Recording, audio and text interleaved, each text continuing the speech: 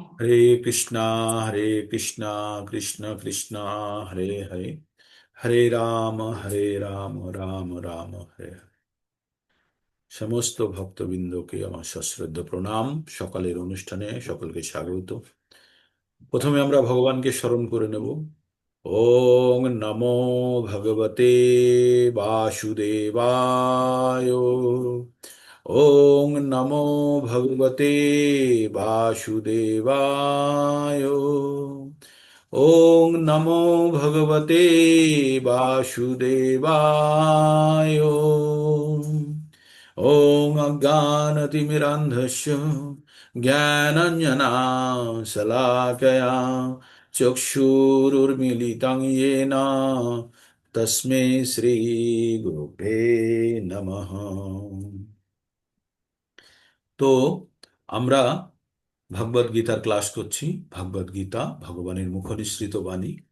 ভগবান এই জ্ঞান অর্জুনকে কুরুক্ষেত্রে যুদ্ধক্ষেত্রে বিষাদগ্রস্ত অবস্থায় আচ্ছন্ন মহাচ্ছন্ন অর্জুনকে এই জ্ঞান দিয়েছিলেন, যখন অর্জুন নিজের কিং কর্তব্য বিমূঢ়, কি করতে হবে না করতে হবে সম্বন্ধে একদম আহ কিছুই ভাবতে পারছিল না, তখন সিদ্ধান্ত নিতে পারছিল না, তখন ভগবান এই জ্ঞান দিয়েছিলেন। এই জ্ঞানের মাধ্যমে আমরা পাঁচটি বিষয় সম্বন্ধে জানতে পারি। পাঁচটি বিষয় কি?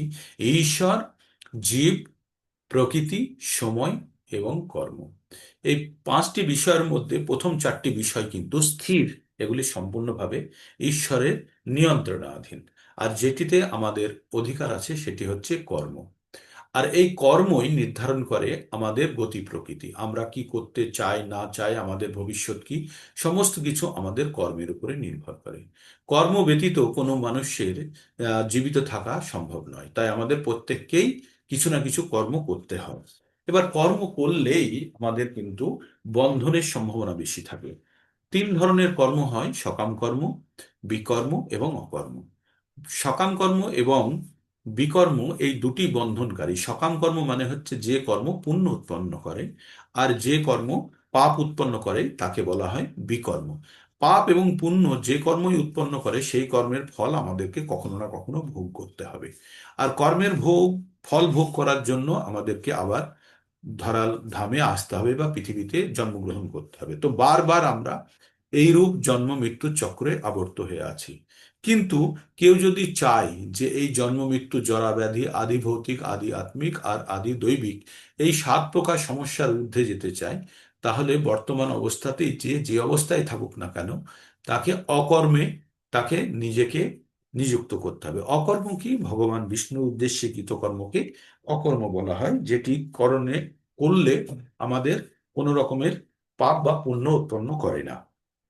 এবার তাহলে আমাদের পাপ বা পুণ্য উৎপন্ন করে না, এই আমরা বর্তমানে যেগুলোকে সকাম কর্মরূপেও দেখি, সেগুলোকেও আমরা কিন্তু আহ অকর্মে পরিণত করতে পারি, যদি আমাদের চরম উদ্দেশ্য ভগবানের সেবা হয়। তবে কিন্তু আমরা অধিকতর সকাম কর্মই তখন কিন্তু অকর্মে পরিণত হবে। যেমনটা একটা উদাহরণ দিয়ে বলি, আমরা পুণ্য অর্জন করি বা পুণ্য করি, সেগুলো সব সকাম কর্ম। তো কেমন যে একজন অসুস্থ হয়েছে, আপনি তাকে হসপিটালে নিয়ে গেলেন, নিয়ে তাকে ভর্তি করলেন, করে আপনি খুব আপনার মনে হলো, আপনি খুব গর্বিত ফিল করলেন না যে আমি একজনকে সাহায্য করতে পেরেছি, আমি ছিলাম বলেই হয়েছে, না হলে ওকে ভর্তি করা যেত না। এইগুলো হচ্ছে সকাম কর্ম, আর এর ফল পুণ্য। আর পুণ্য মানেই এই ফল ভোগ করার জন্য আবার আসতে হবে। কিন্তু এটিকেই আবার অকর্মে পরিণত করা যায় এই ভেবে যে ভগবান, তুমি আমার সামনে একটা সুযোগ এনে দিয়েছো, বা আমাকে আমার কর্তব্যে ব্রতী করার জন্য তুমি আমাকে বারবার উদ্বুদ্ধ করছো যে ওই ব্যক্তিকে আমি হসপিটালে পৌঁছে দিই। অনেক তো লোক আছে, কিন্তু এই সুযোগটা শুধু আমার কাছে এসেছে। আমি তোমার নিত্য দাস, তোমার আদেশে আমি এই কাজটা করছি। যদি আমার কোনো অপরাধ হয়, ভগবান তুমি আমাকে এই সুযোগটা দিয়েছো, তার জন্য আমি কৃতজ্ঞ। আর যদি আমার এর মধ্যে কোনো যদি দোষ ত্রুটি হয়, তাহলে তুমি তো ক্ষমা করবেই এবং আমাকে সঠিকভাবে তুমি চালনা করো।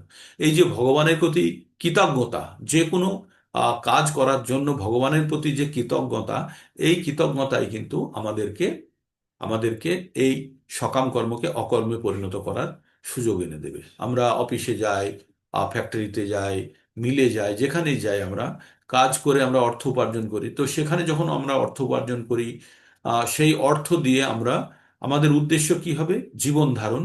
আর জীবন ধারণের উদ্দেশ্য কেন আমরা জীবন ধারণ করে আছি কেন? কারণ আমাদের এই জীবনের প্রকৃত মর্মার্থ বা প্রকৃত অর্থকে আমাদের ব্যবহার করা। প্রকৃত অর্থ কি? আমাদের প্রকৃত পরিচয় জানা, এবং প্রকৃত পরিচয় জেনে আমাদের প্রকৃত কাম করা। আমাদের প্রকৃত পরিচয় কি? আমরা ভগবানের নিত্য দাস, আর ভগবানের সেবা করাই আমাদের হচ্ছে প্রধান এবং একমাত্র কর্তব্য। তাহলে আমরা যদি এই কাজই করতে থাকি, তাহলে জীবন ধারণ করব কিভাবে?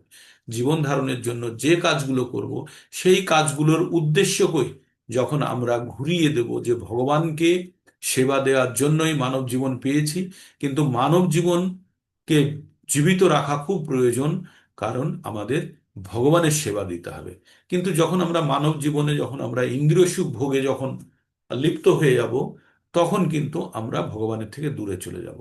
এই উদাহরণটি আপনাদের বারবার দিই। আমরা আমরা যখন অফিসে যাই, তখন কোনো একটা গাড়িতে বসে অফিস পর্যন্ত পৌঁছই। এইবার এই গাড়িতে আমাদের বসে যেতেই হবে, কিন্তু গাড়িতে চড়াই যদি আমার উদ্দেশ্য হয়ে সারাদিন যদি গাড়িতেই চড়ে বেড়াই, তাহলে কিন্তু আর আমি অফিসে প্রবেশ করতে পারবো না। অফিসে যাওয়া আসার জন্য যদি আমাকে গাড়িতে চড়তে হয়, আর সেই চড়াটাকে যদি আমি উপভোগ করি, তাতে কোনো দোষ নেই। কিন্তু যদি আমি গাড়িতে চড়েই উপভোগ করব বলেই যদি শুধু ঘুরে বেড়াই, তাহলে কিন্তু আমি অফিসে পৌঁছতে পারবো না, আর অফিসে পৌঁছতে না পারলে অফিসের কাজ করতে পারবো না। তাহলে আমার অফিসে যাওয়ার বা গাড়িতে চড়ার উদ্দেশ্য সাধিত হবে না। গাড়িতে চড়ার উদ্দেশ্য কি? অফিসে পৌঁছানো। তেমনি আমাদের জীবন ধারণের উদ্দেশ্য কি? এই জীবনকে সম্পূর্ণভাবে ভগবানের জন্য কাজে লাগানো। কিন্তু সেটার পরিবর্তে যদি আমরা এই জীবনের ভোগ বিলাসে যদি অত্যন্ত ব্যস্ত হয়ে পড়ি, তাহলে আমরা ভগবানের থেকে দূরে চলে যাব এবং জীবনের প্রকৃত উদ্দেশ্য সাধিত হবে না। তাই ভগবদ গীতাকে আমরা তিনটে অংশে ভাগ করা দেখেছি। 1 থেকে 6 নম্বর পর্যন্ত কর্মযোগ, যেখানে বিভিন্ন ধরনের যোগের কথা বলা হয়েছে। 7 থেকে 12 পর্যন্ত ভক্তিযোগ, সেখানে কিভাবে ভগবানের সঙ্গে যুক্ত হওয়া যায়, ভগবানের মাহাত্ম্য, ভগবানের মহিমা সব আমরা শ্রবণ করেছি। এবং তারপরে এই ভগবানের ভক্তি যাতে আরো শক্তিশালী হয়, সেই জন্য আমরা কি করছি? আমরা 13 থেকে 18 নম্বর অধ্যায় পর্যন্ত যে জ্ঞান যোগের পর্ব আছে, সেই জ্ঞান যোগের পর্বটি আমরা শ্রবণ করছি বা আলোচনা করার চেষ্টা করছি। তো এখনো আমরা কি কোথায় প্রবেশ করেছি? জ্ঞান যোগের 3 নম্বর অধ্যায়টি, সেটি হচ্ছে 15 নম্বর অধ্যায়। গুটি গুটি পায়ে কিন্তু আমরা ভগবদ গীতার শেষের দিকে পৌঁছে যাচ্ছি। আর পূর্ণ জ্ঞান আপনাদের কাছে আহ, প্রভুপাদ ব্যাখ্যা করে আপনাদের কাছে পৌঁছানোর চেষ্টা করছে। আমিও কিছুটা চেষ্টা করছি যাতে সেই জ্ঞানটি ব্যাখ্যা করে আমাদের সকলের কাছে পৌঁছই। আর এইখানে আমরা 13 নম্বর অধ্যায়ে আমরা প্রকৃতি, পুরুষ, ক্ষেত্র, ক্ষেত্রজ্ঞ, জ্ঞান, জ্ঞেয় সম্বন্ধে জেনেছি। তারপরে আমরা 14 নম্বরে জেনেছি প্রকৃতির 3টে গুণ, আর 3টে গুণের প্রভাবে কি হয়, আর তার ঊর্ধ্বে কি গুণাতীত অবস্থা। সেই গুণাতীত অবস্থা প্রাপ্ত করতে হলে কি অবস্থায় থাকে বা তাদের লক্ষণ কি। এগুলো জানার পরে ভগবান এবার পৃথিবী সম্বন্ধে জ্ঞান দিচ্ছেন। এখানে পৃথিবী যে প্রকৃতি বা পৃথিবীর যে স্বরূপ, সেই সম্বন্ধে তিনি বলতে গিয়ে একটি উল্টো তিনি অশ্বত্থ গাছের কথা বললেন। উল্টো অশ্বত্থ গাছ মানে যার শিকড়গুলি উপর দিকে আর ডালপালাগুলি নিচের দিকে, এইরকম একটি বৃক্ষের তিনি কথা বললেন, যার দ্বারা আমরা এই বর্তমান পৃথিবীতে যেখানে আছি তার অবস্থান বুঝতে পারি। বর্তমান পৃথিবীতে আমরা যা কিছুই দেখছি ভগবানের কথায়, সেগুলি সব অনিত্য। অনিত্য মানে হচ্ছে যেগুলো চিরকাল থাকবে না। চিরকাল থাকবে না, আমরা এই জিনিসটা বুঝতে পারি না কেন? কারণ আমাদের মূর্খতার কারণে। 3 ধরনের মূর্খ আছে।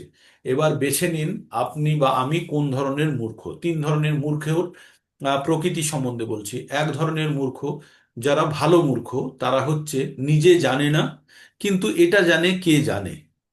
বুঝতে পারলেন? প্রথম মূর্খ হচ্ছে সে নিজে জানে না, কিন্তু সে এটা জানে কে জানে। তাই আমরা অনেকে যেমন ল জানি না, আমরা যেমন নিয়ম আইন জানি না, কিন্তু আমরা জানি উকিলে জানে, তাই আমরা উকিলের কাছে যাই।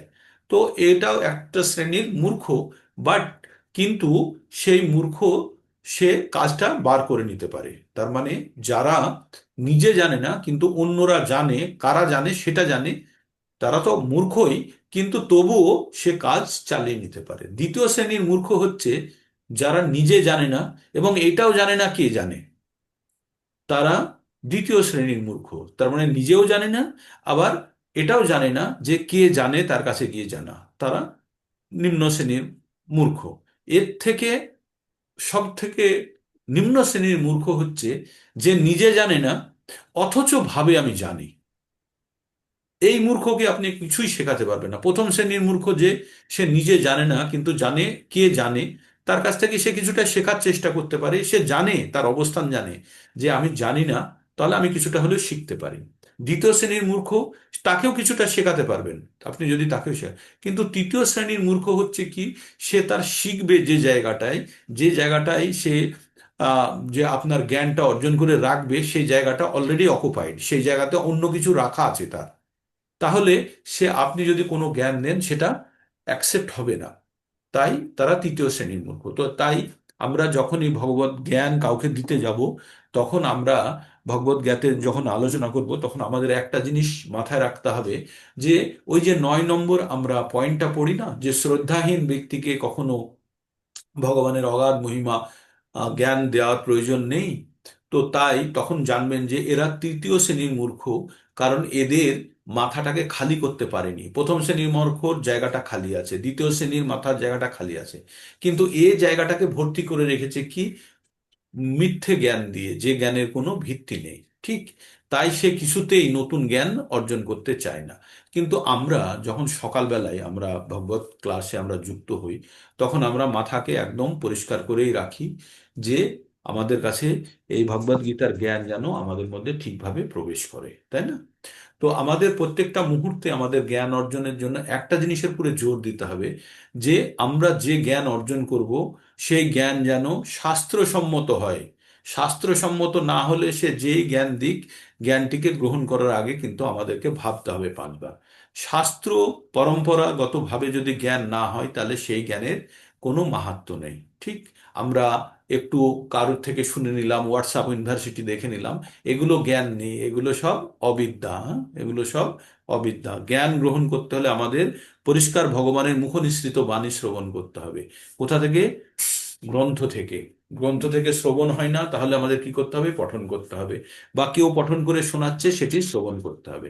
আর এমন কারোর কাছ থেকে শুনতে পারেন যে পরম্পরাগত ভাবে শিখে এসছে। কেউ বাজার থেকে বই কিনে এনে পড়ে আপনাকে শেখাতে গেলে তার উপলব্ধি খুব দুর্বল হবে। কিন্তু যদি সে পরম্পরাগত ভাবে শোনে, এখানে ভগবদ গীতা জ্ঞানের মধ্যে উপলব্ধির ব্যাপারটি অত্যন্ত গুরুত্বপূর্ণ। একই কথা, হরিনাম সংকীর্তনের মধ্যে কি আছে? 16টি শব্দ আর 32টি অক্ষর। কিন্তু এটির এত ক্ষমতা এই ভাইব্রেশনের, এটা আমরা উপলব্ধি করা ছাড়া বোঝা যাবে না। এটা বললে সে শুনলো, কান দিয়ে ঢুকলো, বেরিয়ে চলে গেল, কিন্তু এটা উপলব্ধির ব্যাপার আছে। তাই আমরা আমরা যখন ভগবদ গীতা পড়ছি, 15 নম্বর অধ্যায়ে আমাদেরকে ভগবান এই পৃথিবীর নেচারটাই হচ্ছে বিপরীতমুখী। কারণ শিকড় যদি কোনো গাছের উপরের দিকে থাকে, তাহলে সেই গাছটা কি বিপরীতমুখী হয়ে আছেন। তাই আমরা আমাদের ভিতরে দুটো শক্তি আছে কি, আমাদের মধ্যে আধ্যাত্মিক শক্তিও আছে, আমাদের মধ্যে বহিরঙ্গা শক্তিও আছে। তো আধ্যাত্মিক শক্তির জন্য আমরা কখনো কখনো শতগুণে অবস্থিত থেকে আমরা ভগবানের সঙ্গে যুক্ত হওয়ার চেষ্টা করি, সেটা হচ্ছে স্পিরিচুয়াল বা আধ্যাত্মিক শক্তির দ্বারা প্রভাবিত হয়ে।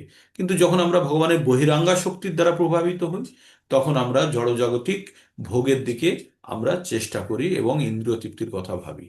তাই আমাদের একটা জিনিস জানতে হবে, যে আমাদের জীবনের প্রকৃত উদ্দেশ্য কি। এই যে জলের মধ্যে, আমরা জলের মধ্যে প্রতিবিম্বর মধ্যে যে সুখ খুঁজছি, সেটি কখনোই পাওয়া যাবে না। কারণ এটি একটি বিরূপ প্রতিবিম্ব কার? প্রকৃত জগতের। তাই ভগবান আমাদের হৃদয়ে অবস্থান করেন পরমাত্মা রূপে, এবং প্রত্যেকটা মুহূর্তে তিনি আমাদেরকে সতর্ক করতে থাকেন। তবুও আমরা নিজেদের অহংকার বশত আমরা নিজেদের বুদ্ধির উপরে জোর দিয়ে আমরা ভাবি যে আমরা ঠিক করছি, কিন্তু না, আমরা কিছুই নিজেরা করতে পারি না। আমরা সব প্রকৃতির গুণ দ্বারা চালিত হই। প্রকৃতি ক্রিয়ামানানি গুণে কর্মাণি সর্বস্ব অহংকার বিমূঢ়াত্মা কর্তাহামিতি মান্যতে। আমরা যারা ভাবি যে আমি করেছি, আমি করেছি, আমি বুঝি, আমি জানি, সব মিথ্যা অহংকারের দ্বারা। আর আমরা প্রত্যেকেই প্রকৃতির গুণ দ্বারা চালিত হই। আর প্রকৃতির গুণগুলি আমাদের মধ্যে কিভাবে আসে? দুটি ভাবে আসে। একটি হচ্ছে আহার, আর 2 নম্বর হচ্ছে আমাদের সঙ্গ। তাই আহার হচ্ছে আমাদের মূল, যেখান দিয়ে আমাদের প্রকৃতির গুণ আমাদের ভিতরে অর্জিত হয়। আর সঙ্গ, আমরা কাদের সঙ্গে সঙ্গ করছি, আমরা কি ধরনের আহ, ঘটনাক্রম, কোথায় চায়ের দোকানে বসছি, টিভি সিরিয়াল দেখছি, পার্টি পলিটিক্স নিয়ে গল্প করছি, তখনই কিন্তু আমাদের মন বিচলিত হবে এবং ভৌতিক জীবনের মধ্যে আবার আমরা ভীষণভাবে মেখে যাব। যখনই আমাদের ভৌতিক জীবনের মধ্যে যখন আমরা ভীষণভাবে মাখতে শুরু করব, তখনই কিন্তু আধ্যাত্মিকতাটা আমাদের ভিতরে দুর্বল হতে থাকবে। কারণ বোতলের মধ্যে যদি আপনার জল ভরা থাকে, তাহলে কিন্তু বাতাস আর ঢুকতে পারবে না। কিন্তু জল যদি যেটা দিয়েছেন সেটাও যদি দুর্বল জল হয়, তাহলে বাতাসও কখনো ঠেলে আপনার বোতল থেকে জল বার করে দিতে পারে। তাই আমাদের আধ্যাত্মিকতা বা ভগবানের প্রতি যে আমাদের আসক্তি, সেটি যখন ভৌতিক জীবনে কর্মকাণ্ডের মধ্যে আমরা গভীরভাবে প্রবেশ করি, তখন সেটি আধ্যাত্মিক অনুভূতিগুলো দুর্বল হতে থাকে। তো সেই জায়গাটিকে শক্ত করার জন্য প্রতিনিয়ত প্রতিদিন আমরা ভগবদ গীতার ক্লাস করি, যাতে প্রতিদিন এই জিনিসটা আমাদের মনের মধ্যে বাজে যে আমরা ঈশ্বরের নিত্য দাস, আমরা এখানে স্থায়ী জড়জগতে স্থায়ী নই, প্রত্যেককে চলে যেতে হবে। আমরা প্রতিদিন মানুষকে মৃত্যুবরণ করতে দেখি, তবু আমাদের মনের মধ্যে এই কথা প্রশ্ন হয় না যে আমাদেরকেও একদিন যেতে হবে। তাহলে আমাদের কি প্রস্তুতি নেওয়া দরকার? 3 দিনের জন্য, 5 দিনের জন্য কোনো তীর্থে বা কোনো জায়গাতে গেলে আমরা বোচকা বুচকি পোটলা পুটলি অনেক কিছু বেঁধে নিয়ে যাই, তাই না? এই লাগবে, সেই প্ল্যানিং। কিন্তু যখন আমরা সবকিছু ছেড়ে চলে যাব, তখন আমরা কি নিয়ে যেতে পারবো? সেই জ্ঞান কি আমরা অর্জন করার চেষ্টা করেছি? একদম মোটেই করিনি। তাই ভগবান বলছে যে আমাদের 4টে অ্যাকাউন্টের মধ্যে 3টে অ্যাকাউন্ট সঙ্গে সঙ্গে জিরো হয়ে যাবে, আর একটা অ্যাকাউন্ট যেটা স্পিরিচুয়াল অ্যাকাউন্ট, আধ্যাত্মিক অ্যাকাউন্ট, সেটি আমাদের থাকবে। তাই ভগবান বলছে নেহাভি ক্রমণা স্বস্তি প্রত্যাবায়না বিদ্যতে স্বল্পমুপস্য ধর্মস্য ত্রয়াতে মহাতো ভয়াত। মহান ভয় থেকে বাঁচানোর জন্য একমাত্র যে আমাদের জ্ঞান, যে আমরা ধর্মের পথে সামান্য যদি অগ্রগতি করে থাকি, তাহলে সেটাই আমাদের সঙ্গে যাবে আর আমাদেরকে বাঁচানোর চেষ্টা করবে। বাকি সমস্ত কিছু আমাদের ভৌতিক অ্যাচিভমেন্ট বা ভৌতিক প্রাপ্তি সব এখানেই থেকে যাবে। শুধু আমাদের মনের সঙ্গে, যে আমরা 15-8 নম্বর শ্লোকে যেটা পড়েছি, শরীরাং যদবাপ্নোতি যচ্চাপ্নুত ক্রমতে ঈশ্বর গৃহীতৈতানি সংয়াতি বায়ুর্গন্ধা নিবেশয়াত। যখন বাতাস একটা এইটা বোঝার চেষ্টা করুন, ভগবান কি বলছেন এখানে। বলছে ঈশ্বরের, বলছে যখন একটা শরীর থেকে যখন আত্মা বেরিয়ে অন্য একটা শরীরের দিকে যায়, বা তখন এই শরীর থেকে কি কি নিয়ে যায়, এই শরীরের ধ্যান ধারণা বুদ্ধিগুলো নিয়ে যায় অন্য একটি শরীরে। আর সেখানে গিয়ে সেই রকম চোখ মুখ কান জীব ত্বক এইগুলো পায়, যে তার এই জীবনের অনুভূতিগুলোকে, এই জীবনের ইচ্ছাগুলোকে ওই শরীরের মাধ্যমে সেগুলোকে পাওয়ার জন্য। তাহলে আমাদের মনের মধ্যে যে ইচ্ছাগুলো আছে, সেই ইচ্ছাগুলি যদি পাশবিক হয়, তাহলে পশুর শরীর পাবো। তাতে কোনো সন্দেহ আছে? যে আমাদের ইচ্ছাগুলো যদি পশুর মতো হয়, পশুরা যে কাজগুলো করে সেই রকম যদি ইচ্ছা আমাদের মধ্যে তীব্রভাবে থাকে, তাহলে কি হবে? পশুর শরীর পাবো, তাই না? কেউ যদি প্রচন্ড মাংস খেতে আগ্রহী হয়, তাহলে সে বাঘ সিংহ হতে পারে, কারণ তার মধ্যে এটি তীব্রভাবে এই বাসনা বিদ্যমান। তাহলে এই বাসনাকে চরিতার্থ করার জন্য যেমন শরীরের প্রয়োজন, তেমনই পাবেন আপনি, তাই না? তো তেমনি আমাদের প্রতিনিয়ত আমাদের জানতে হবে যে আমরা আমাদের এই শরীর ত্যাগ করে যখন আত্মা আরেকটি শরীরের দিকে উদ্দেশ্যে যাত্রা করে, তখন এই শরীরের সঙ্গে কি নিয়ে যায়? ধ্যান ধারণা বুদ্ধি ইচ্ছা অনিচ্ছাগুলো নিয়ে যায়। তখন কিন্তু 2 কেজি সোনা, 3,000 ডলার বা 3টে বাড়ি ফ্ল্যাট বা দলিল কাগজপত্র কিচ্ছু নিয়ে যেতে পারে না। কি নিয়ে যেতে পারে? শুধু এই শরীরে ইচ্ছা অনিচ্ছা ধ্যান ধারণাগুলি নিয়ে যেতে পারে। তাই সূক্ষ্ম শরীরের মধ্যে যে জিনিসটা আপনি রাখতে পারবেন, সেটাই আপনার সঙ্গে যাবে, আর কিছুই যাবে না। কারণ আত্মা আত্মা যখন বাতাস যখন একটা জায়গা থেকে আর একটা জায়গাতে যায়, তখন যে গন্ধের সোর্সকে নিয়ে যায় না, গন্ধকে নিয়ে যায়, তাই না? ফুল গাছকে উপড়ে নিয়ে চলে যায় না সাথে সাথে করে। বাতাস কি নিয়ে যায়? শুধু ফুলের গন্ধ নিয়ে যায়, তাই না? বা দুর্গন্ধের, নালার যে গন্ধ হচ্ছে, সেই দুর্গন্ধ ও নালাটাকে বয়ে নিয়ে চলে যায় না, নালার দুর্গন্ধ বয়ে নিয়ে যায়। তেমনি আমাদের আত্মা যখন একটা শরীর থেকে আর একটা শরীরের দিকে যায়, তখন এই শরীরের ইচ্ছা অনিচ্ছাগুলো নিয়ে যায়, ভক্তি নিয়ে যায়। তখন কিন্তু ডলার, বাড়ি গাড়ি কিচ্ছু নিয়ে যেতে পারে না, কারণ আত্মা এগুলো বইতে পারে না। আত্মা শুধু ইচ্ছা অনিচ্ছাগুলোকে বইতে পারে। তাই আমাদের সবসময় সতর্ক হতে হবে যে আমরা সবসময় আমাদের চেষ্টা করতে হবে যে আমাদের যেগুলো আছে সেগুলো কার জন্য আছে, আর তারা কিভাবে ব্যবহার করবে সেটা তাদের ব্যাপার। কিন্তু আমাদের জন্য, আমাদের যাত্রার জন্য সঞ্চয় অবশ্যই আমাদেরকে করতে হবে, সেটা হচ্ছে আমাদের আধ্যাত্মিক উন্নতি। আমরা 10 নম্বর শ্লোক পর্যন্ত পড়ে ফেলেছি। 10 নম্বর শ্লোকে যাওয়ার আগে আমি সব শ্লোকগুলি আর একবার শোনাবো, খুব গুরুত্বপূর্ণ, শুধু পড়ে চলে যাব আর আপনারা শুধু তার আহ, পড়বো আর অর্থটা বলবো। বিশ্লেষণ আমরা আগেই করেছি। তো এই যোগের নাম হচ্ছে পুরুষোত্তম যোগ, আর ভগবান অর্জুনকে জ্ঞান দিচ্ছেন এখানে। তো এখানে ভগবান একটি উল্টো অশ্বত্থ গাছের কথা বলছেন। শ্লোকটি শুনুন। ঊর্ধ্বমূলং অধঃশাখাম অশ্বত্থং প্রাহুর অব্যয়ম ছন্দাংসি যস্য পর্ণানি যস্তং বেদ স বেদবিদ। পরমেশ্বর ভগবান বললেন, ঊর্ধ্বমূল এবং অধঃশাখা বিশিষ্ট একটি অব্যয় অশ্বত্থ বৃক্ষের কথা বললেন, যার পত্রগুলি বৈদিক মন্ত্রসমূহ, এবং যিনি এই বৃক্ষটিকে জানেন তিনি হচ্ছেন বেদজ্ঞ।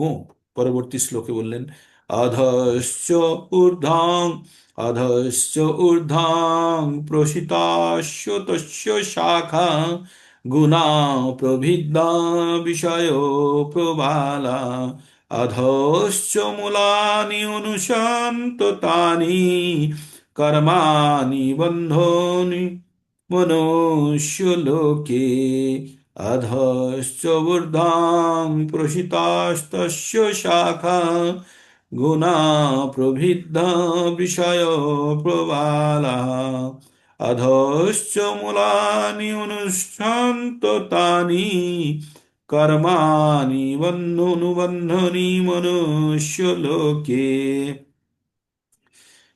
তো এই বৃক্ষের শাখাসমূহ জড় প্রকৃতির 3টে গুণ দ্বারা পুষ্ট, অধোদেশে এবং ঊর্ধ্বদেশে বিস্তৃত। ইন্দ্রিয়ের এই বিষয়সমূহই এই শাখাগণের পল্লব। এই বৃক্ষের অধোদেশে প্রসারিত মূলও আছে, সেগুলি মানুষকে সকাম কর্মের বন্ধনে বাঁধে। কি সেগুলি? জড় প্রকৃতির 3টে গুণ, সত, রজ আর তম। এইবার বলছে এই গুণ থেকে বেরোতে গেলে আমাদের কি, এই বৃক্ষ সম্বন্ধে বলবে, আর বৃক্ষ থেকে বেরোতে গেলে কি সেটা বলবে। না রূপমহস্য তথা উপলভ্যতে নান্তো না চার্দিন চ সাম্প্রতিষ্ঠা অশ্বত্থমেনাং সুবিরূঢ়মূলম অসঙ্গ শস্ত্রেণ দৃঢ়েন ছিত্তা তৎপদম তৎপরিমার্গিতব্যং যস্মিन् গত্বা ন নিবর্তন্তি ভূয়ো তমেব চাদ্যং পুরুষং প্রপদ্যে যত প্রবৃত্তি প্রসিতা পুরাণী। তো প্রথম যে শ্লোকটি, আসলে 4 লাইনের শ্লোকগুলোর একটু পড়ার সুর আলাদা, লয় আলাদা, আর 2 লাইনের জন্য আলাদা। তাই 4 লাইনে যখন আমরা পড়তে যাব তখনই 3 লাইনের প্রথম শব্দের উপরে খুব জোর দিতে হয়। যেমন এখানে শুনুন, না রূপম না রূপমস্য তথোপলভ্যতে নান্ত না চার দিন চ সাং প্রতিষ্ঠা। এতদূর পর্যন্ত নর্মাল পড়লাম। তারপরটা, অশ্বত্থমেনং সুবিরূঢ় মূলাং অসঙ্গ শস্ত্রেণ দৃঢ়েন ছিত্তা। তো এরকম আমরা একটা লয় রাখার চেষ্টা করব। মানে এটা হচ্ছে, কি বললো, এই বৃক্ষের আপনি শুরু আর শেষ বুঝতে পারবেন না। এই বৃক্ষের প্রকৃতির প্রকৃত রূপটি উপলব্ধি হয় না। এর আদি অন্ত স্থিতি কোথায় কেউই বুঝতে পারে না। কিন্তু দৃঢ়তার সঙ্গে তীব্র বৈরাগ্যের অস্ত্র দ্বারা এর দৃঢ় মূল এই অশ্বত্থ বৃক্ষকে অবশ্যই ছেদন করে সে স্থানের অন্বেষণ করা উচিত। কোন স্থানের?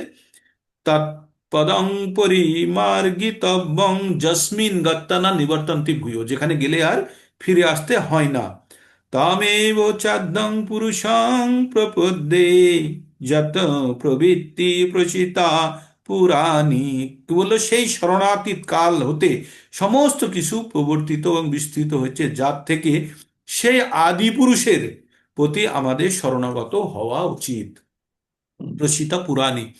তারপরে আমাদের পরবর্তী শ্লোকে আমরা চলে যাচ্ছি 5 নম্বরে। কি এবার ওখানে যাওয়ার জন্য আমাদের কি কি কোয়ালিটি বা আমাদের মধ্যে কি কি গুণগুলি দরকার।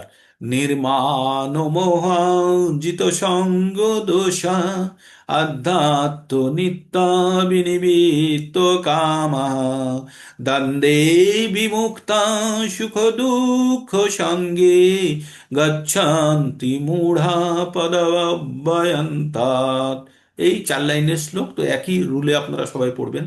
নির্মাণ মোহাজিত সঙ্গ দোষা আধ্যাত্ম নিত্য বিনিবিত কামः দ্বন্দ্বে বিমুক্তা সুখ দুঃখ সঙ্গে গচ্ছন্তি মূঢ়া পদয়াব্যয়ন্তাৎ।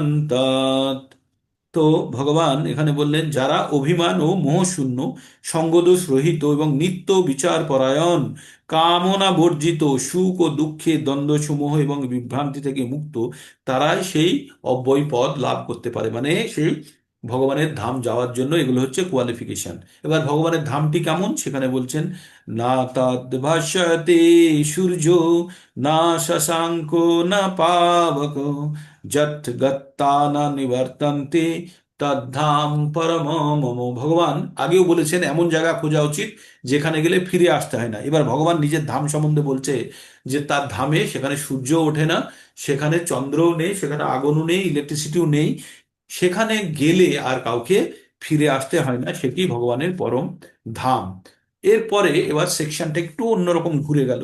এবার ভগবান এই জীব লোকের সম্বন্ধে একটু ব্যাখ্যা করছে, জীবেদের সম্বন্ধে, জীবরা কেমন। মামেবংশ জীবালোকে জীবাভূতাং জীবভূতাং সনাতনঃ মনোশিষ্টানি ইন্দ্রিয়াণি প্রকৃতিস্থানি কর্ষতি।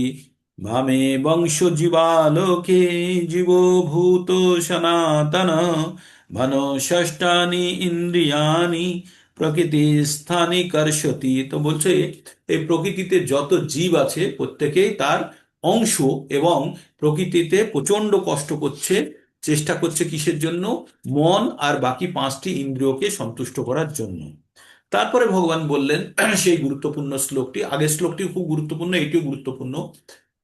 শরীরাং যদবাপ্নোতি যচ্চাপ্লুতো ক্রমতি ঈশ্বরः গৃহীতৈতানি সংয়াতি বায়ুর্গন্ধা নিবাসায়াৎ। ভগবান বললেন বাতাস যেমন কোনো গন্ধকে একটি জায়গা থেকে আরেকটি জায়গাতে নিয়ে যায়, কিন্তু বাতাস সেই গন্ধ মাখে না বা চিরস্থায়ী রূপে নিয়ে নেয় না, তেমনি আত্মা একটি জায়গা থেকে আরেকটি জায়গায় যখন স্থানান্তরিত হয়, একটা শরীর থেকে যখন আরেকটা শরীরে যায়, তখন এই শরীরের পূর্ববর্তী শরীরের ধ্যান ধারণা ইচ্ছা অনিচ্ছাগুলো বয়ে নিয়ে পরবর্তী শরীরে যায়। নিয়ে গিয়ে কি করে, এবার শুনুন।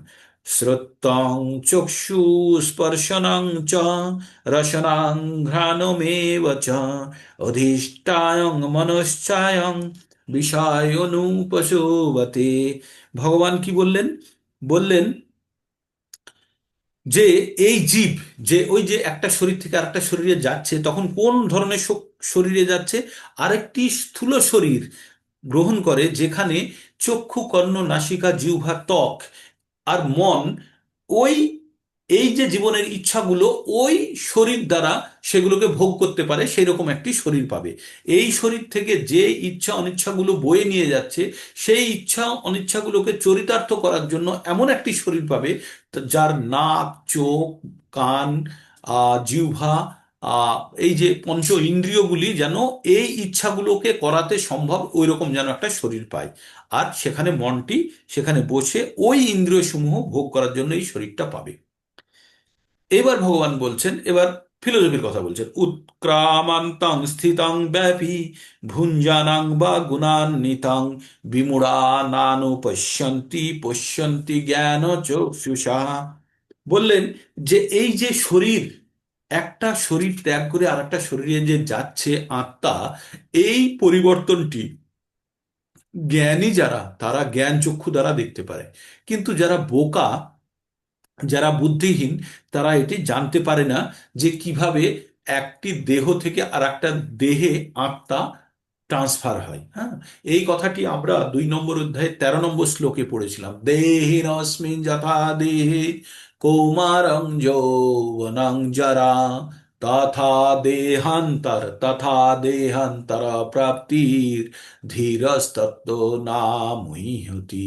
যারা ধীর, যারা পণ্ডিত, তারা কিন্তু একটা দেহ থেকে আর একটা দেহে যখন আত্মা যায়, তখন কিন্তু তারা বিগলিত হয় না, বিচলিত হয় না। হ্যাঁ, কিন্তু এখানে বলছে যারা মূঢ়, যারা বোকা, তারা বুঝতে পারে না যে একটা শরীর থেকে আত্মা আর একটা শরীরে কিভাবে যায়।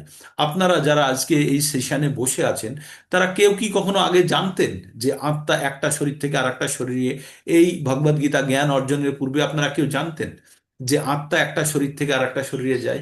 আপনারা কি জানতেন আমাদের প্রকৃত পরিচয় আমরা আত্মা? আমরা একটা লম্বা যাত্রার মধ্যে, এই শরীর আমাদের একটি নির্দিষ্ট অংশ মাত্র। আমাদের আরো অনেক অনেক অনেক যাত্রা করতে হবে যতক্ষণ না পর্যন্ত আমরা আমাদের নির্দিষ্ট গন্তব্যস্থলে পৌঁছচ্ছি। আমাদের গন্তব্যস্থল কি? আমরা যেখান থেকে এসেছি, ভগবানের পরম ধাম, সেটি হচ্ছে অন্তিম গন্তব্যস্থল। আসলে আমাদের প্রত্যেকটা মুহূর্তে আমাদের গোল পরিবর্তন হয়। যখন একটা বাচ্চা ছোটবেলায় ছোটবেলায় কি করে, যখন সে প্রাইমারি স্কুলে যায় তখন, বা এলকেজি ইউকেজিতে পড়ে, তখন তার মনে হয় কবে আমি প্রাইমারি স্কুলের সেকশনে ঢুকবো, তাই না? প্রাইমারি স্কুলে গেলে মনে হয় হাই স্কুল, হাই স্কুল গেলে মনে হয় যে হায়ার সেকেন্ডারিতে যাব, তারপরে কলেজ। প্রত্যেকটা মুহূর্তে কিন্তু তার গোল চেঞ্জ হচ্ছে। সে জীবনের উদ্দেশ্য সে জানে না, কিন্তু সে মানে ইমিডিয়েটলি, মানে যে সব থেকে কাছের যে উদ্দেশ্য সেইটিকে নিয়ে সে চলতে থাকে, আর ধীরে ধীরে সে পরম গন্তব্যস্থলের দিকে যেতে থাকে। তাই আমাদের সবসময় জানতে হবে আমাদের পরম গন্তব্যস্থল তো ভগবানের চরণ, কিন্তু সেইটি পেতে গেলে আমাদের কি করতে হবে? সেটি পেতে গেলে আমি এখান থেকে আমেরিকা যাব, আমেরিকায় যেতে গেলে আমাকে এয়ারপোর্টে যেতে হবে, পাসপোর্ট ভিসা এগুলো সব থাকতে হবে, ডলার থাকতে হবে, তবেই প্লেনে চড়ে টিকিট নিয়ে তবে আমি চড়ে পৌঁছতে পারবো, তাই না? তো এগুলো তার প্রস্তুতি। তাই আমাদের পরম উদ্দেশ্য সাধিত করতে গেলে আমাদের নিয়মিত আমাদের শুদ্ধিকরণ করতে হবে। আর আমরা এটা যেন আমরা নিজেকে বোঝাতে পারি যে আমাদের প্রকৃত উদ্দেশ্য কি। আমরা এটাই আমাদেরকে নিজেকে বুঝিয়ে উঠতে পারিনি, তাহলে আমরা সেই পথে কি করে কাজ করব, তাই না? তাই আমাদেরকে প্রত্যেকটা মুহূর্তে আমাদেরকে এই কথাগুলি আমাদেরকে স্মরণে দিতে হবে। এই পৃথিবীর নাম হচ্ছে দুঃখালয়ম অশাশ্বতম, আর এটি স্থায়ী জায়গা নয়। প্রত্যেককে জন্ম মৃত্যু জরা ব্যাধির মাধ্যমে যেতে হবে। তাহলে আমরা কেন আমাদের মৃত্যু আসার জন্য আমরা অপেক্ষা করব? তার আগেই কেন আমরা আমাদের প্রিপারেশন নেব না, যে প্রস্তুতির দ্বারা আমরা যেন এই কষ্টময় জীবনে আর বারবার না ফিরে আসি, বা আমরা আমাদের জীবনের প্রকৃত উদ্দেশ্য সাধন করি। সেটাই হবে আমাদের জীবনের একমাত্র উদ্দেশ্য। আর সেটির জন্যই আমরা এই প্রকৃত জ্ঞান অর্জন করার চেষ্টা করছি। এতদূর পর্যন্ত আমাদের একটি সেকশন হয়ে গেল। এবার আমরা একটু আলাদা দিকে আমরা প্রবেশ করব। আলাদা দিকে ভগবান কি বলছেন? অনেকখানি দেরি করে ফেলেছি। যতন্ত যোগিনশ্চ এনাম পশ্যন্তি আত্মনি অবস্থিতম, যতন্ত যোগিনশ্চৈনং পশ্যন্তে আত্মনি অবস্থিতম, যতন্ত হি প্রাকৃত আত্মনৈন নৈনং পশ্যন্তে চেতসাহা। বললেন তত্ত্বজ্ঞানে অধিষ্ঠিত যত্নশীল যোগীগণ এই তত্ত্ব দর্শন করতে পারেন, কিন্তু আত্মজ্ঞান রহিত অবিবেকী যত্নপরায়ণ হলেও এই অবগত হতে পারে না। কোন জ্ঞানের কথা বললো? যে কিছুক্ষণ আগে যে জ্ঞানটি বললো, যে শরীর থেকে, একটা শরীর থেকে আত্মা কিভাবে আরেকটা শরীরে পর্যন্ত যায়, সেটি যারা জ্ঞানী তারা জানতে পারে, আর যারা বোকা সেটা জানতে পারে না। সেইটিকে, এইটি আবার পুনরায় ভগবান বলছেন আত্মজ্ঞানে অবস্থিত, যারা আত্ম সম্বন্ধে, আত্মা সম্বন্ধে জেনেছে এবং জানার ব্যাপারে যারা যত্নশীল যোগী। যোগী মানে আপনারা সকলেই যোগী, যারা ভগবানের সঙ্গে যুক্ত হওয়ার চেষ্টা করছেন সকলেই যোগী। এই তত্ত্ব দর্শন করতে পারে যখন আমরা এই তত্ত্বটা জেনে গেছি যে আমরা শরীর নয়, আমরা আত্মা। একটা শরীর থেকে আর একটা শরীরে আমরা বারবার পরিবর্তন করেছি, করব, যতক্ষণ না পর্যন্ত আমাদের গন্তব্যস্থলে যেতে হবে। তাই এই আত্মতত্ত্ব রহিত যাদের কাছে এই জ্ঞান নেই, যারা অবিবেকী, যাদের বিবেক নেই, তারা যত্নপরায়ণ হয়ে যাই করুক, তারা কিন্তু এই ভগবানের কাছে ফেরত যেতে পারবে না। আপনি এই জড়জগতিক কাজ যতভাবেই করুক, একটা মাস্টারমশাই স্কুলে যত সুন্দরভাবেই পড়াশোনা না কেন, কিন্তু তার মুক্তি কখনো সম্ভব নয়। সে মাস্টার হিসাবে খ্যাতি পেতে পারে, কিন্তু সে যে ভগবানের কাছে যদি যাওয়ার চেষ্টা না করে, একটা ছেলে ক্লাসে যতই ভালো হোক, যতই ভালো রেজাল্ট করুক, সে যদি চাকরির পরীক্ষা না দেয়, সে কি চাকরি পাবে? পাবে না, সে যতই ভালো ছাত্র হোক, তাই না? তো তেমনই আপনি যতই জড়জাগতিক কাজ ভালোভাবে করুন না কেন, যদি আপনার জীবনের উদ্দেশ্যকে ভগবানের চরণাশ্রয়ের জন্য যদি প্রবাহিত না করেন, আপনি যত ভালোভাবেই কাজ করুন আপনার চরম উদ্দেশ্য সাধিত হবে না। এটাই এই শ্লোকের দ্বারা বলতে চেয়েছেন।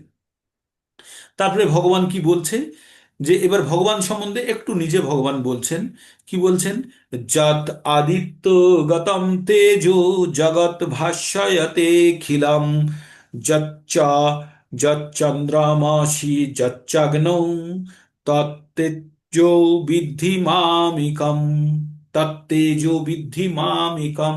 ভগবান বলছে যে সূর্যের বা চন্দ্রের যে তেজ সেটা আমারই দেওয়া, তাই বলছেন যত আদিত্য গতম তেজ, য যত আদিত্য গতম তেজ জগৎ ভাস্বয়াতে খিলম। বলছে যে এই জগৎকে আলোকিত করার জন্য যে সূর্যের তেজ, তারপরে বলছে যচ্চ অগ্নৌ তত্তেজ বিদ্ধি মামকম, যচ্চন্দ্রমি যচ্চাগ্নৌ তত্তেজ বিদ্ধি মামিকম। আবার বলছে চন্দ্রের যে সুন্দর আলো, বা চন্দ্রের যে আলোর যে কণা, বা আলোর যে আহ, গুণ আছে, পরেরটাই আপনারা জানতে পারবেন চন্দ্রের আলোর কি গুণ। তাই বলছে যেটা পাই, যেটা প্রকাশিত হয় সেটা আমার দ্বারাই দেওয়া। তাহলে সূর্যের আলো এবং চন্দ্রের যে কিরণ, দুটোই কিন্তু ভগবানের তেজ থেকে প্রাপ্ত, জানবে, তাই বললো। ভগবান এইবার কি বলছে, চন্দ্রের আলোর দ্বারা কি করে ভগবান কি বলছে, গামো আবিশ্য চ ভূতানি ধারয়ামি অহম ওজসা পুঞ্সামি চৌষধি সর্বা সমভূতারসাত্তকমঃ। ভগবান কি বললেন, গাম আবিশ্য চ ভূতানি ধরায়ামি অহম ওজসা পুঞ্চামি চ ঔষধি সর্বাং সমভূতারসাত্তম। তো ভগবান বললেন পৃথিবীতে আবিষ্ট হয়ে, পৃথিবীতে প্রবিষ্ট হয়ে আমার শক্তি দ্বারা সমস্ত জীবেদের ধারণ করি। ভগবান বলছে পৃথিবীতে আমি সমস্ত জীবকে ধারণ করে রেখেছি, আর আমি রসাত্মক রসাত্মক চন্দ্ররূপে সমস্ত ঔষধি পুষ্ট করেছি। এখানে খুব ভালোভাবে জানার দরকার, এই যে আমাদের গাছে যে ফল হয়, এই ফলগুলি সূর্যের আলোতে সালোক সংশ্লেষ হয়, বা শিকড় দ্বারা রস টানে, সব কিছু ঠিক আছে করে নিয়ে সেই ফল ফল উৎপন্ন হয়, ফল পাকে। কিন্তু ফলের স্বাদ যেটা আছে সেটি নির্ভর করে চন্দ্রের কিরণের উপরে। ফলটি বড় হয় সূর্যের আলোতে, কিন্তু ফলের স্বাদ যেটা, সেটি যে তার ভিতরে যে কি ধরনের স্বাদ উৎপন্ন হবে সেটি চন্দ্রের কিরণে উৎপন্ন হয়। তাই যদি আপনারা একটা গাছে যদি মনে করেন ফল ফলিয়েছেন দিনের বেলাতে, সেটিকে সূর্যের আলোতে রাখেন, আর সেই গাছটিকে রাত্রিবেলায় আপনি ঘরের মধ্যে ঘিরে দেন, আর চন্দ্রের আলো থেকে যদি ওকে দূর করে রাখেন, তাহলে সেই গাছের ফলের আপনি সেই স্বাদ পাবেন না যে গাছটি বাইরে চন্দ্রের কিরণ পায়, তাই না? আমরা কখনো কখনো বলি না, ঘরের বারান্দাতে আমরা কিছু গাছ লাগিয়ে তার স্বাদ যেন মাঠে খেতে যে ফসল হয় তার মতো স্বাদ হয় না। তার একটাই কারণ, চন্দ্রের আলো যদি প্রকৃত রূপে না পাই, তাহলে তার ভিতরে সেই রসাত্মক স্বাদ উৎপন্ন হয় না।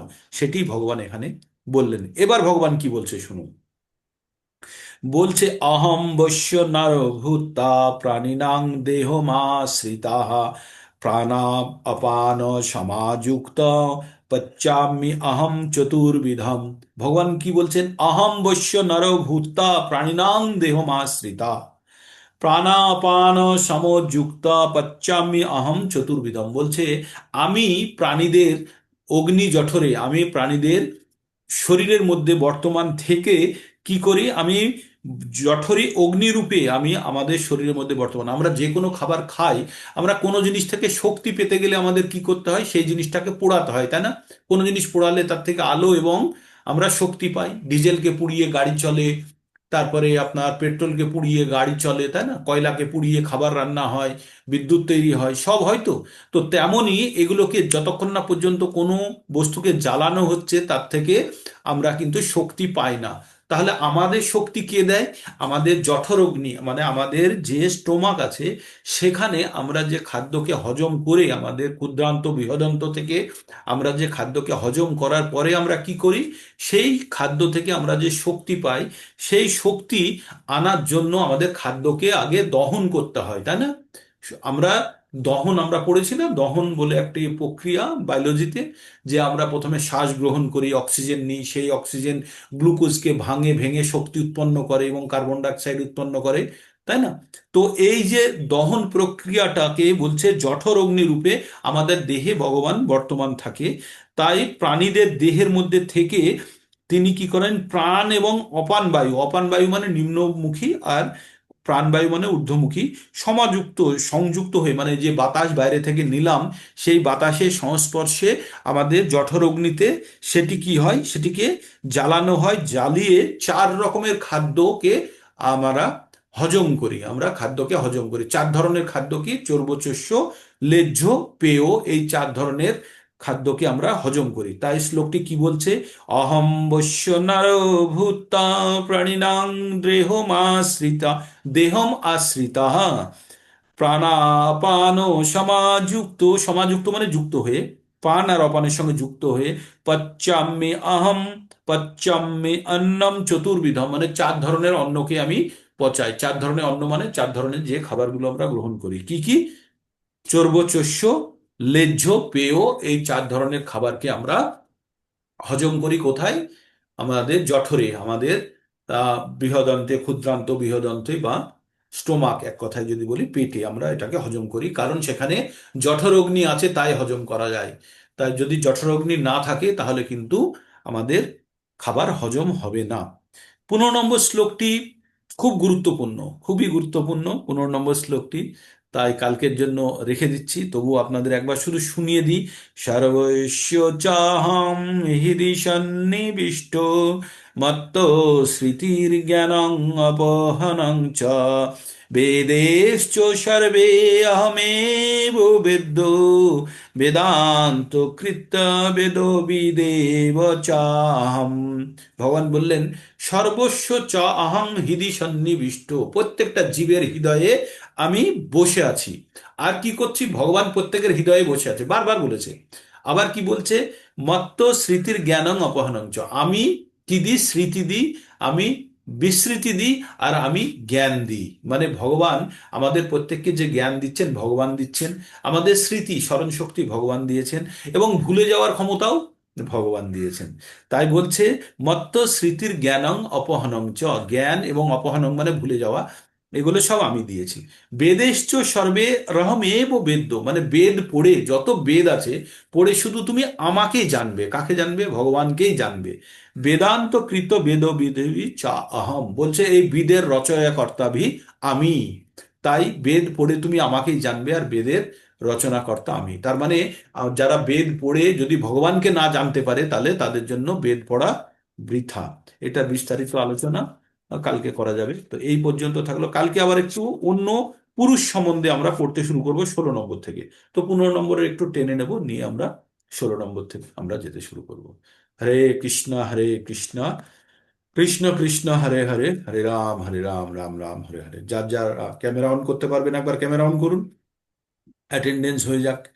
আর কারো যদি কোনো প্রশ্ন থাকে, প্রশ্ন আপনারা বার করুন, কি আপনাদের প্রশ্ন আছে। সংখ্যা কালকে 28 হয়েছিল, কিন্তু আজকে 25-এর নিচেই থেকে যাচ্ছে, 25-এর ঊর্ধ্বে আর যেতে পারলো না। তাই আপনারা চেষ্টা করুন, শীত তো আছে, শীত তো আসবে যাবে। আমরা কি পড়লাম, আমরা মাত্রা স্পর্শস্তু কন্তেও শীতোষ্ণ সুখ দুঃখদা, আগম অপয়নীয় অনিত্য তাং তিতিক্ষস্য ভারত। হে ভারত, এই গ্রীষ্ম বর্ষা শরৎ শীত হেমন্ত, সুখ দুঃখ আসবে আর যাবে, হ্যাঁ? তাই ধৈর্য রাখো আর নিজের কাজে ব্রতী থাকো। এগুলো আসবে, এগুলোর দ্বারা বিচলিত হলে চলবে না। তাই শীত আসবে, শীত গ্রীষ্ম আসবে। আহ আর আপনাদের যারা যারা আসছে না, তাদেরকে আপনারা খবর দিতে থাকুন। আর মনমোহন প্রভু কোনো কিছু যদি বলার থাকে বলে দিতে পারেন, ইনফরমেশন বা কিছু খবর। আর যারা যারা যারা যারা শুনছেন তারা আবার শুনুন, এবং বাড়িতে সময় পেলে একটু ভাগবত গীতা খুলে একটু পঠন করুন। আর একটা গুরুত্বপূর্ণ জিনিস হচ্ছে ভাগবত গীতা, যারা যারা আনানোর জন্য অলরেডি ধন লক্ষ্মী দিয়ে দিয়েছেন। তারা এবার গ্রন্থগুলো বিতরণ করার জন্য আপনারা প্ল্যানিং করুন। সে প্ল্যানিং এর সাহায্য আমরা অবশ্যই করব, কিন্তু প্ল্যানিংটা একটু করুন, কাদেরকে কিভাবে বিতরণ করবেন, লোক খুঁজুন। তাদেরকে বিতরণ করতে হবে, তাদেরকে বোঝাতে হবে, তাদেরকে আবার যুক্ত করতে হবে, যাতে তারা প্রকৃত জ্ঞান পেতে পারে, তাই না? কালকে আমি নিয়ে গেছিলাম প্রভু, যে 3টে গীতা নিয়ে ব্যাগে করে নিয়ে গেছিলাম, কিন্তু হ্যাঁ, গেল, গেল একটা বিশেষ দুটো গেল। না, একটা দুটো না। একজন মানে দিতে গিয়েছিলাম, উনি অলরেডি আছে ওনার কাছে। ঠিক আছে। ঠিক আছে, ওইটাই পড়ুন। ওনাকে মানে হোয়াটসঅ্যাপে আমি পাঠিয়েছি আমাদের, মানে কালকের আপনার প্রবচনটা আমি পাঠিয়েছি ওনাকে। আচ্ছা, পড়ুন, ওইভাবে আসুক। ঠিক আছে, আস্তে আস্তে হবে, একদিনে তো হবে না। আমাদের চেষ্টা করতে হবে, সবাই একটু চেষ্টা করুন না। অন্তত একটা দুটো করে আপনারা ছাড়তে। মুকুন্দ 3টে নিয়েছিল, মুকুন্দ কি হলো, কটা ডিস্ট্রিবিউট হলো? আনমিউট করো, আনমিউট করো, হ্যাঁ। হয়নি একটাও। চেষ্টা করতে হবে তো, নাহলে হবে? কেউ এসে বাড়ির থেকে নেবে? এই মহান জিনিস কেউ নিয়ে রাখতে পারবে না তো। সেজন্য দিতে তো তাকে আগে দেয়নি, তার জায়গা একশো তৈরি করে একশো দিতে হবে। টাকাও দেবে না কেউ। হ্যাঁ, 100 টাকা দিয়েও নেবে না। আচ্ছা, টাকা না দিয়ে খালি 1 পয়সা হলেও নিতে হবে, খালি দেওয়া যাবে না কাউকে। হ্যাঁ, দিলেই, ওরা পয়সা দিয়ে নেবে না, যাকে বলি পয়সা দিয়ে নেবে। না সে ভক্তি যদি করে তাহলে ঠিক আছে, তাহলে তাকে বলো যে আমি তোমাকে দেবো, কিন্তু মনে এক হয় নম্বর না তারা অধ্যায় ভক্তি পড়ে। করবে। আমি আমি তাদের সমস্ত লিঙ্ক পাঠালাম, তাহলে জয়েন করো, কদিন শোনো। তো তাও জয়েন করে না। আচ্ছা, ঠিক আছে, আস্তে আস্তে হবে, আস্তে আস্তে হবে। যার সময় হবে ঠিক সময় সে আসবে। হুম, হুম, হুম। আচ্ছা, আর এ সকলের সৌভাগ্য হবে না এটা জয়েন করার। ঠিক রবিবারে আছে, সাতটা বলে, 7টার রবিবারে পরে হলে জয়েন করতে হবে, 7টার পরে এসব হয় না। তার রেকর্ডিং গুলো শুনতে বলো। এগুলো সব তো 7টার পরে তো অফিস আদালত যাওয়া আছে না, জীবন ধারণ করতে হবে, তো করতে হবে না, তাই না? তো এই সেই জন্যই সকাল রবিবার সকাল দিনকে আমরা একটু লম্বা করে নিয়েছি, একটু তাড়াতাড়ি জেগে, হ্যাঁ, দিয়ে বাকি কাজটা করার জন্য। ঠিক আছে। রবিবারের প্রস্তুতি বলে দিন প্রভুজি। এই র- রবিবারে 14 নম্বর অধ্যায়ের 22 থেকে 25 নম্বর শ্লোক, আর এইটা যেন প্রস্তুতি ঠিক হয়। কিচ্ছু করতে হবে না, প্রভুজি যেভাবে প্রভুজি যেটা বলছে সেইগুলো ভালো করে শ্রবণ করে তার থেকে লিখতে শুরু করুন, অটোমেটিক চলে আসবে, বাইরে কোথাও যেতে হবে না। 94 থেকে 32 মিনিট পরে শুরু করবো, শুনতে। ঠিক আছে, তাহলে আজকে এখানে বিরাম নিই, আবার আমরা কালকে সকালে তাড়াতাড়ি চলে আসবেন সবাই। হরে কৃষ্ণ কৃষ্ণ কৃষ্ণ হরে হরে, হরে রাম রাম রাম হরে হরে।